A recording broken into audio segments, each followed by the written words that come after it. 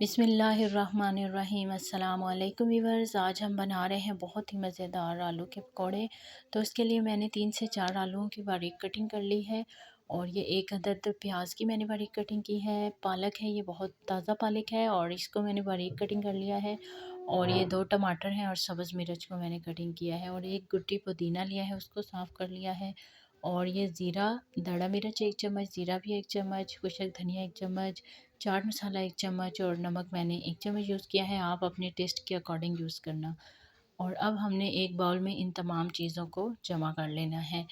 Viewers, आप लोगों ने परेशान नहीं होना। अगर आपके पास रेसिपी में से कोई चीज़ ना हो तो आप अब इसमें से आप टमाटर भी स्किप कर सकते हैं, पालक भी स्किप कर सकते हैं और अगर पुदीना नहीं है तो पुदीना भी स्किप कर सकते हैं। क्योंकि ऐसा नहीं होता कि अगर हमारे पास कुछ इंग्रेडिएंट्स कम हो तो हम रेसिपी फ़ॉलो नहीं कर सकते। ये कुछ रेसिपीज़ ऐसी होती हैं कि इनमें से अगर कुछ इंग्रेडिएंट्स कम भी हों तो हम उसको बना सकते हैं। हमें परेशान नहीं होना चाहिए और अल्लाह ताला का शुक्र अदा करना चाहिए जितना हमें अल्लाह ने अता किया है। और अब तो वैसे भी रमज़ान आने वाला है, इंशाल्लाह हर घर में पकोड़े बनेंगे और शौक़ से खाए भी जाते हैं। तो आप अपनी जो है रेसिपीज़ को सिंपल करके और मज़ेदार बना सकते हैं। बस आपके पास बेसन और आलू, प्याज और टमाटर हों तो आप फिर भी पकोड़े बना सकते हैं। और अब मैं इसके लिए चटनी जो तैयार कर रही हूँ वो भी बहुत सिंपल है। ये मैंने दही में 1 चम्मच जो है सब्ज़ मिर्च, पुदीना और सब्ज़ धनिया को नमक डाल के पीस लिया है और वो ऐड कर लिया है और ये भी बहुत मज़ेदार बनी है।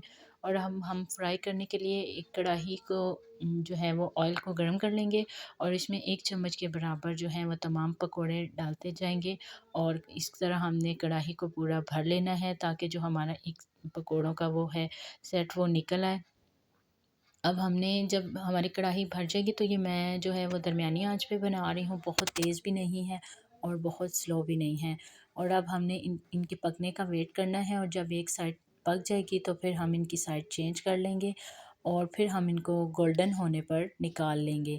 क्योंकि ये दरमियानी आग पे पके हैं तो ये अंदर से भी पक चुके हैं और अगर बहुत तेज़ आग पे फ्राई किए जाएँ तो पकोड़े ऊपर से जल जाते हैं और दरमियान में से कच्चे रह जाते हैं।